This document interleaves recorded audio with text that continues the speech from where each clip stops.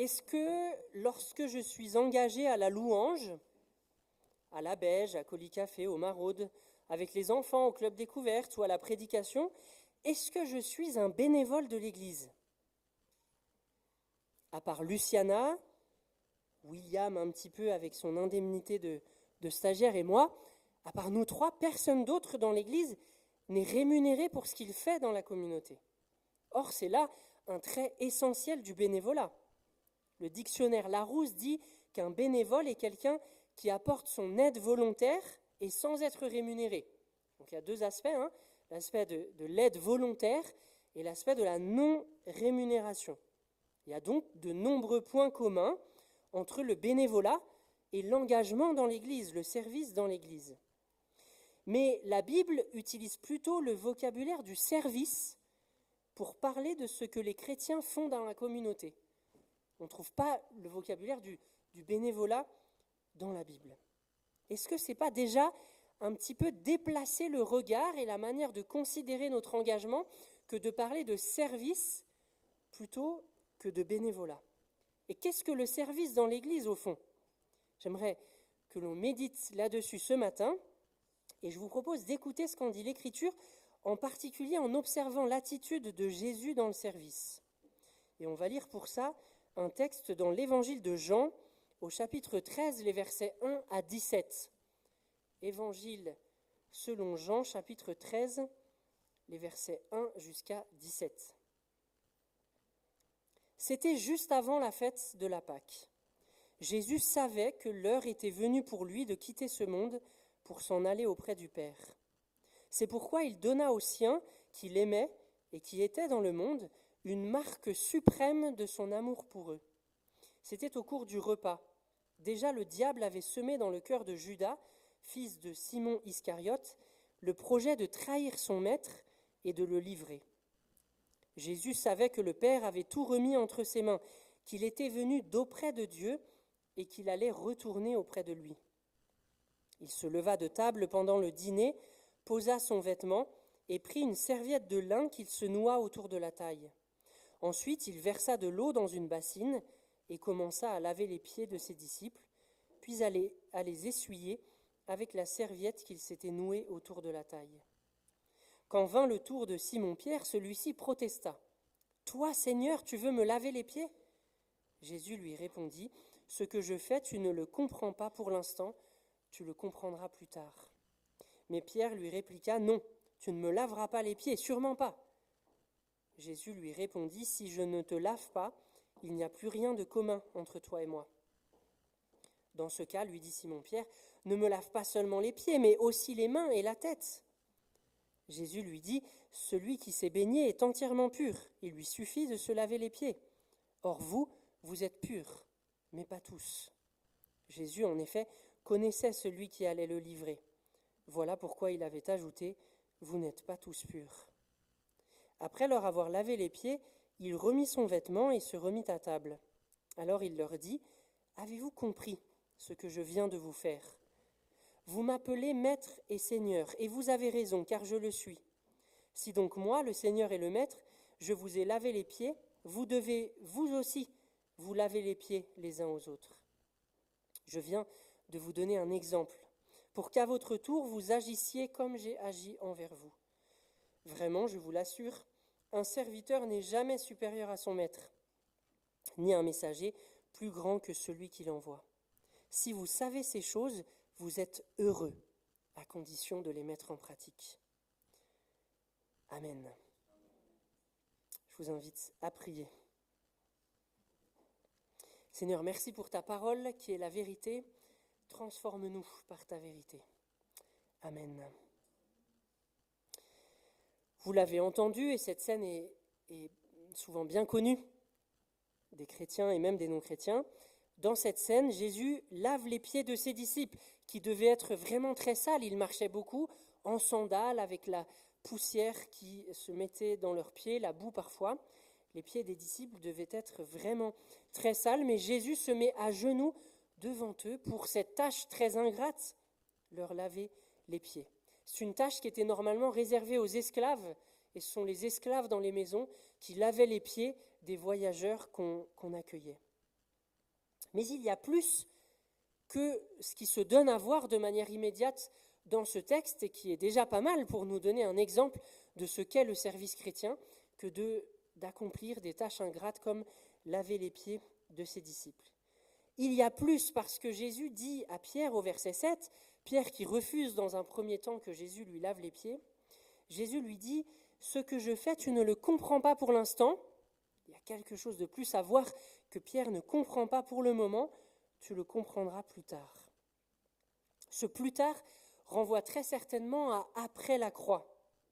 Le lavement des pieds éclaire et prépare ce que Jésus va faire en donnant sa vie à la croix pour ses disciples, pour nous jusqu'à aujourd'hui. La croix, comme le lavement des pieds, est l'acte d'un serviteur. Jésus, en acceptant de mourir sur la croix, est devenu, s'est positionné lui-même comme notre serviteur, de la même manière qu'il se place en serviteur lorsqu'il se met à genoux devant ses disciples pour leur laver les pieds. Et c'est un acte volontaire dans les deux cas, pour le lavement des pieds et pour la croix, un acte volontaire et libre de sa part. Personne ne le force. Ne croyez pas qu'on m'ôte la vie, dit-il à ses disciples dans le même évangile de Jean.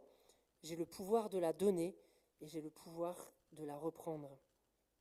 C'est lui qui décide de donner sa vie sur la croix. Et Jésus, dans ce texte, nous invite à le suivre sur ce chemin du service, sur ce chemin du service radical. Vous m'appelez Maître et Seigneur, et vous avez raison, car je le suis. Si donc moi, le Seigneur et le Maître, je vous ai lavé les pieds, vous devez vous aussi vous laver les pieds les uns aux autres.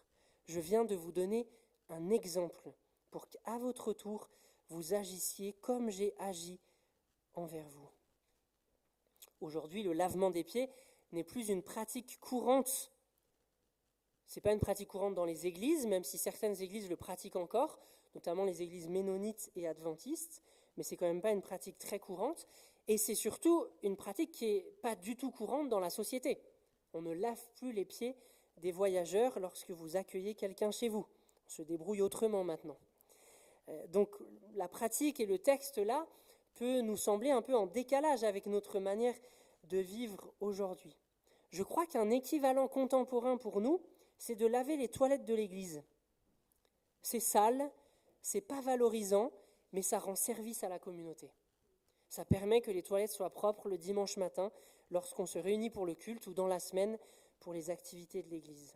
Un peu comme le lavement des pieds, c'est sale, c'est ingrat, c'est pas valorisant, mais ça rend service et c'est un acte d'expression d'amour envers les frères et sœurs. Il y a là un point important dans la conception du service chrétien, me semble-t-il. Le service, dans ce qu'on voit faire de Jésus ici et dans ce que nous sommes appelés à faire à sa suite, est une expression, une manière de mettre en pratique le commandement « Tu aimeras ton prochain comme toi-même », commandement qu'on trouve dans l'Ancien Testament, en Lévitique 19, verset 18, et que Jésus reprend et dont il dit qu'il est l'un des deux plus grands commandements. C'est bien l'amour de ses disciples, l'amour des prochains que sont ses disciples, qui pousse Jésus à leur laver les pieds. Il est écrit dès le verset 1 du texte que nous avons lu. C'est pourquoi Jésus donna aux siens qu'il aimait et qui étaient dans le monde une marque suprême de son amour pour eux. Le service chrétien comme marque d'amour des frères et sœurs dans la communauté. Cela dit, il me semble qu'imiter Jésus en aidant les autres, ce n'est pas encore tout à fait le service chrétien. Parce que si je me contente de me mettre simplement, et c'est déjà beaucoup, mais si je me contente de me mettre au service de ceux qui m'entourent, sans considérer un autre élément important dont je vais parler dans un instant, je risque de tomber dans certains pièges. Malheureusement, l'être humain est suffisamment tordu pour déformer, détourner même le service rendu aux autres. Quels sont les pièges d'un faux service, d'un service déformé, détourné de cet amour du prochain? Ce pourrait être servir pour être vu, servir pour recevoir de la reconnaissance de la part des autres, servir pour mettre mon identité dans le service, pour devenir quelqu'un dans ce que j'accomplis par ce que j'accomplis, servir pour être servi en retour. Servir même lorsque répondre aux besoins de l'autre risque d'être destructeur. Parfois on veut tellement aider les autres qu'on les aide même lorsque cela est destructeur. Un peu dans le même style, imposer son service à l'autre. Servir en prenant la place de l'autre, en agissant à sa place. Dans toutes ces situations, dans tous ces cas-là, servir devient alors une forme subtile de manipulation et de glorification personnelle. Comment éviter alors, dans l'Église en particulier, mais même partout dans le monde, ces formes de faux service? Je vous lis juste Romains 12, verset 1, qui permet, il me semble, de répondre à cette question. Paul écrit aux chrétiens de Rome: « Je vous recommande donc, frères et sœurs, à cause de cette immense bonté de Dieu, à lui offrir votre corps comme un sacrifice vivant, saint et qui plaise à Dieu. Ce sera là de votre part un culte raisonnable. » Et dans la suite du chapitre, Romains 12, Paul va parler du service des frères et sœurs les uns pour les autres. C'est très intéressant que juste avant d'encourager les chrétiens à se mettre au service les uns des autres, Paul leur recommande d'abord d'offrir leur corps en sacrifice vivant à Dieu. Avant de se mettre au service de son prochain, l'idée est de se donner à Dieu, de s'offrir tout entier à lui. Je crois que si nous oublions de nous offrir d'abord à Dieu, notre service risque de ne plus être l'expression de la grandeur, de la beauté et de la compassion de Dieu, mais il risque de devenir l'expression de notre propre grandeur, de notre propre beauté et de notre propre compassion. Et entrer dans ce type de faux service, c'est néfaste pour les autres, mais c'est néfaste pour soi-même aussi. C'est la meilleure manière de servir d'une manière qui va nous décourager et qui terminera par nous épuiser. Parce qu'on n'aura jamais assez de reconnaissance de la part des autres, assez d'amour pour les autres pour nourrir cette quête insatiable du regard de l'autre. Le service bien orienté, au contraire, le service qui s'est d'abord donné à Dieu et qui se donne au prochain par amour parce qu'il a d'abord reçu l'amour de Dieu pour lui, ce service bien orienté, au contraire du découragement et de l'épuisement, produit la joie et l'humilité.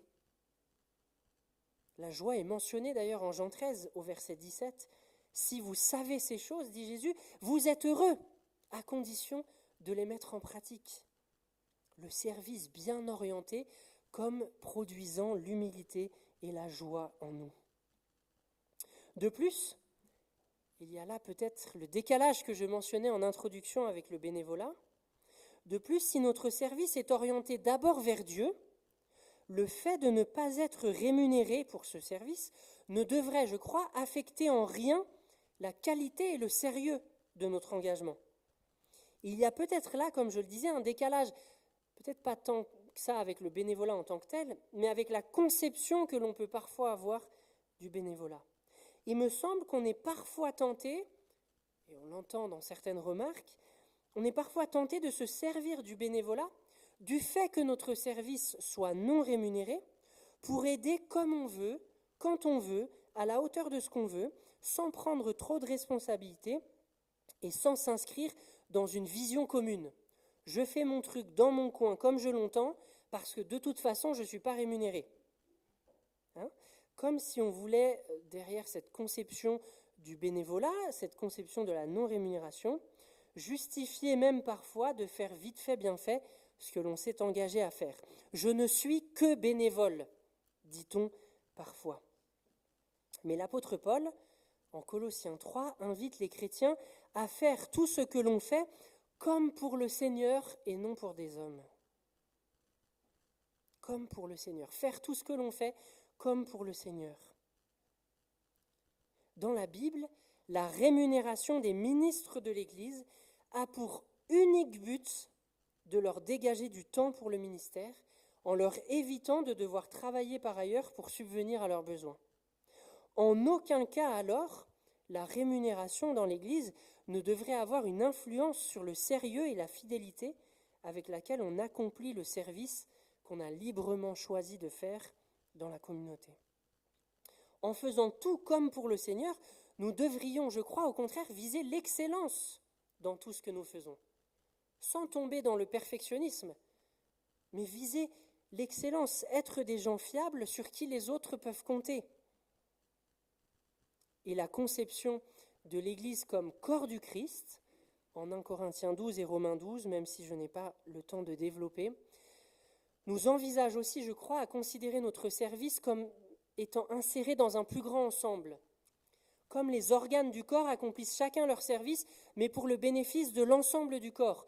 De la même manière, le service chrétien dans l'Église, même lorsque la tâche est accomplie en solitaire, ne peut pas se considérer comme étant quelque chose où on fait ce qu'on peut comme on veut, de la manière dont on veut, sans prendre en compte le bien commun de l'ensemble du corps. La non-rémunération dans le service chrétien ne peut pas justifier un laisser-aller sur la qualité et le sérieux de notre engagement, même si la non-rémunération implique qu'on a moins de temps pour le service dans l'Église, et ça c'est tout à fait normal.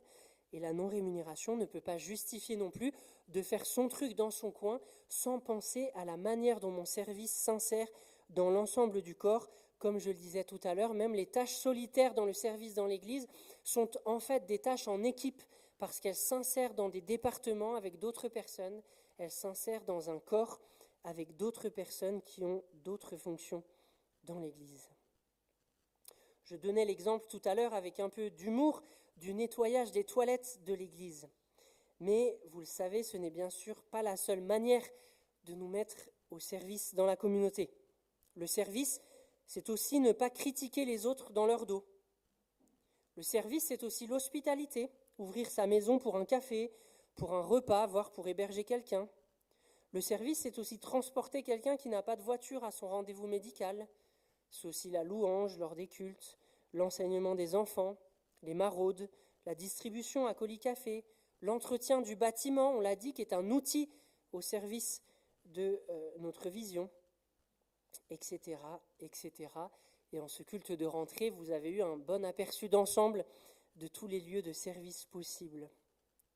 Comme l'écrivait Richard Foster, qui a écrit un livre qui s'appelle « Éloge de la discipline sur les disciplines spirituelles », qui est absolument excellent et que je vous recommande fortement, il disait que le fait de tout abandonner pour une grande cause donne un sentiment d'aventure. Si nous renonçons à tout, nous avons même une chance de connaître un martyre glorieux. Mais dans le service, écrit-il, nous n'éprouverons que les nombreuses petites morts que sous-entend chaque dépassement de soi. Le service nous bannit vers le banal, vers l'ordinaire, vers le dérisoire. Mais c'est là, je crois, dans ce banal, dans cet ordinaire, dans ce dérisoire même parfois, comme lorsque nous lavons les toilettes de l'Église, c'est dans ces lieux-là que le Seigneur nous invite à marcher dans ses pas. Et c'est là, par la grâce de Dieu, par l'Esprit qui nous remplit, comme Paul le dit en Éphésiens 3, qu'il y a pour nous un chemin de transformation, un chemin d'humilité et un chemin de joie. Amen. Je vous invite à prier.